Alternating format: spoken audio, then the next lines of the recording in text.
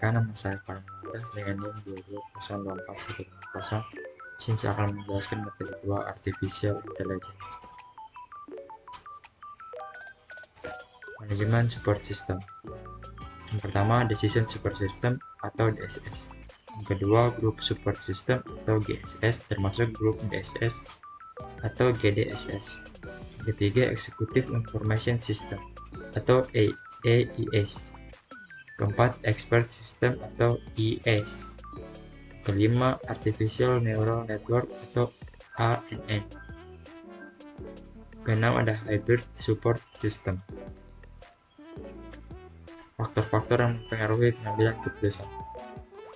Yang pertama, teknologi informasi atau komputer. Tren meningkat, hasil lebih banyak alternatif pilihan. Yang kedua, kompleksitas struktural. Kompetisi, tren meningkat, hasil biaya yang lebih besar dari kesalahan yang terjadi. Selanjutnya, faktor pasar internasional, tren meningkat, hasil ketidakpastian. Selanjutnya, stabilitas politik, dengan tren menurun, hasil berkaitan dengan masa. Selanjutnya, faktor konsumerisme, tren meningkat, hasil depan. Selanjutnya, faktor intervensi pemerintah, tren meningkat, hasil depan. 3 fase proses pengambilan keputusan. Pertama, inteligensi atau pencarian kondisi-kondisi yang dapat menghasilkan keputusan. Selanjutnya, desain atau menemukan, mengembangkan, dan menganalisis. Ketiga, choice atau pemilihan dari materi-materi mana yang akan dikerjakan. Selanjutnya, faktor-faktor yang mempengaruhi pengambilan keputusan. Pertama, kecepatan perubahan luar biasa besarnya. Kedua, pendekatan manajemen trial and error menjadi lebih sulit. Ketiga, manajer harus lebih canggih, harus belajar bagaimana menggunakan tool dan teknik-teknik baru yang selalu berkembang di bidangnya masing-masing. Selanjutnya, 3 fase proses pengambil keputusan. Pertama, terstruktur, mengacu pada permasalahan rutin dan berulang untuk solusi standar yang ada. Kedua, terstruktur adalah fusi, permasalahan kompleks di mana tak ada solusi serta merta. Masalah yang tak terstruktur adalah adanya 3 fase proses yang terstruktur. Selanjutnya, yang ketiga, semi terstruktur. Terdapat beberapa keputusan terstruktur, tapi tak semua dari fase-fase yang ada. Decision Support System atau DSS itu suatu sistem yang ditujukan untuk mendukung manajemen pengambilan keputusan.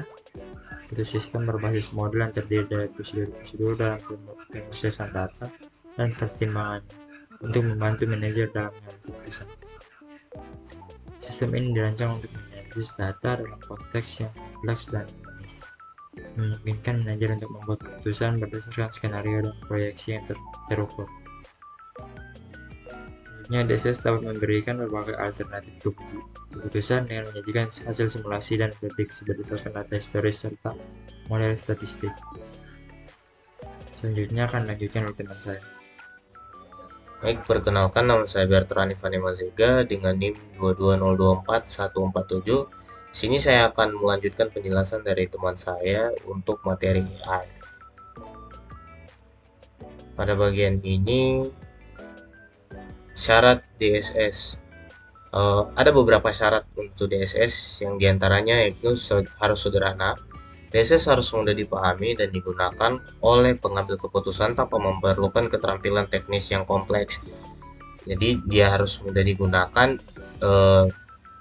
Intinya ketika diperlukan di waktu-waktu tertentu dia harus mudah digunakan tanpa memiliki kesusahannya. Kemudian robust, sistem harus kuat dan andal dalam berbagai kondisi, serta mampu menangani perubahan tanpa gangguan. Harus bisa berjalan di setiap kondisi tanpa adanya gangguan yang memang sangat mengganggu sekali. Kemudian yang ketiga adalah mudah untuk dikontrol. Pengguna dapat dengan mudah mengatur dan menyesuaikan sistem sesuai kebutuhan keputusan. Kemudian mudah beradaptasi. Sistem harus fleksibel dan mampu menyesuaikan diri dengan perubahan lingkungan dan kebutuhan bisnis. Kemudian yang berikut adalah lengkap, yang dimana DSS harus menyediakan semua alat, informasi, dan model yang diperlukan untuk mendukung keputusan secara menyeluruh. Dan terakhir adalah user friendly. DSS harus memiliki antarmuka yang intuitif dan mudah digunakan oleh semua level pengguna. Kemudian ada istilah-istilah dalam DSS. Yang pertama adalah problem type, system function atau support, yang dimana itu bersumber dari Gorey and Scott Morton tahun 1971. Kemudian yang kedua adalah system function, interface karakteristik, itu source-nya dari Little tahun 1970. Kemudian usage pattern, system objective, itu dari Altier tahun 1980. Kemudian usage pattern, system capability dari Moore and Chang tahun 1980. Dan berikut sistem komponen dari Bojcek et al. Tahun 1980. Dan yang terakhir adalah development process dari Kin 1980. Di sini adalah ada beberapa karakteristik dan kemampuan DSS. Ada 14, yang dimana 1. Semi-structured decision, 2. For managers at different levels, 3. For group and individuals, 4. Interdependent or sequential decision, 5. Support intelligence, design and choice, 6. Support variety of decision styles and process, 7. Adaptability and flexibility, 8. Ease of use, 9. Effectiveness not efficiency, 10. Human controls the machine, 11. Evolutionary usage, 12. Ease of construction, 13. Modeling, dan yang terakhir 14 adalah knowledge. Di sini ada beberapa penjelasan dari ke-14 itu. Yang pertama adalah semi-structured decision. Itu DSS menyediakan dukungan bagi pengambil keputusan utamanya pada situasi semi-struktur, terstruktur, dan tak terstruktur dengan memadukan pertimbangan manusia dan informasi terkomputerisasi. Yang kedua, for manager at different levels, itu dukungan yang disediakan untuk berbagai level manajerial yang berbeda, mulai dari pimpinan puncak sampai manajer lapangan. Kemudian yang ketiga adalah for group and individuals, dukungan yang disediakan bagi individu dan juga grup. Yang keempat, interdependent or sequential decision. DSS menyediakan dukungan ke berbagai keputusan yang berurutan atau saling berkaitan. Kelima, support intelligence, design, choice.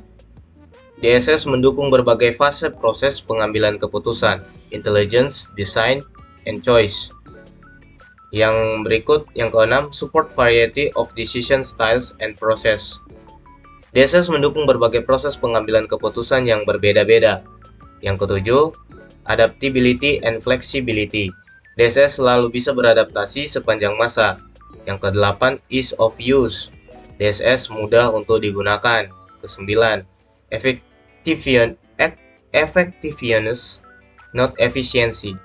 DSS mencoba untuk meningkatkan efektivitas dari pengambilan keputusan, akurasi jangka waktu, kualitas lebih daripada efisiensi yang bisa diperoleh, biaya membuat keputusan termasuk biaya penggunaan komputer.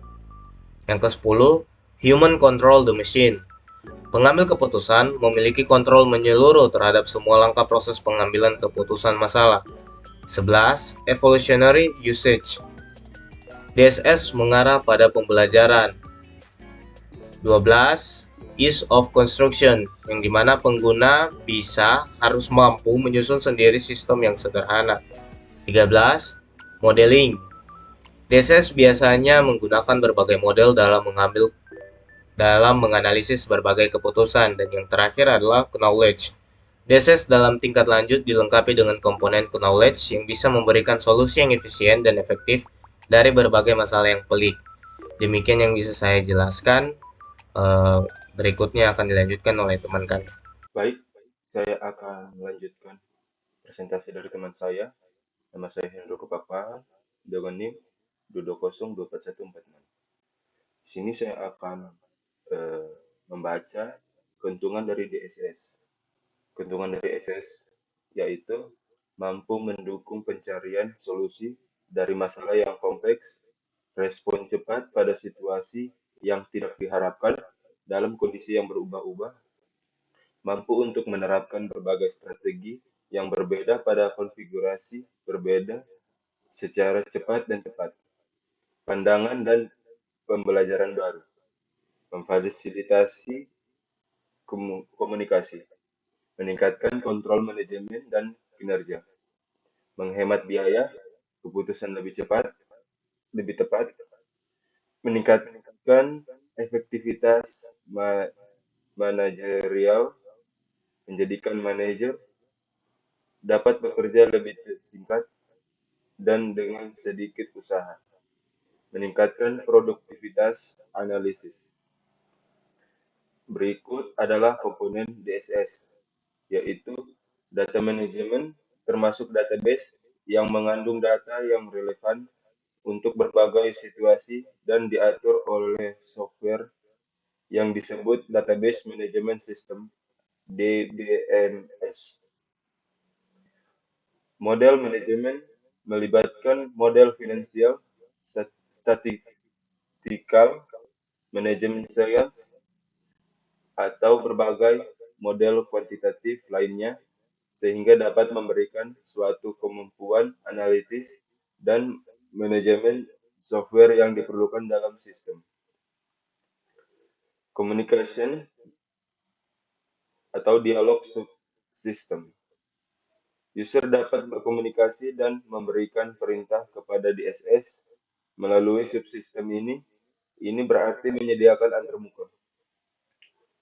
Knowledge management.